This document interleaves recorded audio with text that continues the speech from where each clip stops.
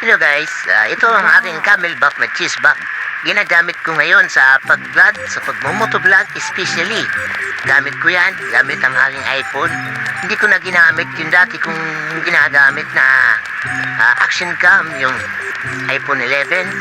Ngayon, pinalitan ko na siya ng cellphone. Para pag yung cellphone kasi guys, pagka naka-video ka na, diretso na kasi edit. Hindi na katulad ng action cam na kailangan mo pang i-transfer sa cellphone bago mo i-edit. Kasi dati, dyan po yung nakakabit yung aking action cam, yung aking GoPro. Dyan, sa may chin mount ang tawag niyan. Tapos yan ang mga mounting niya. Pero nakakabit sa helmet. Pero practically, yung gamit ko ngayon ay isang cheese bag.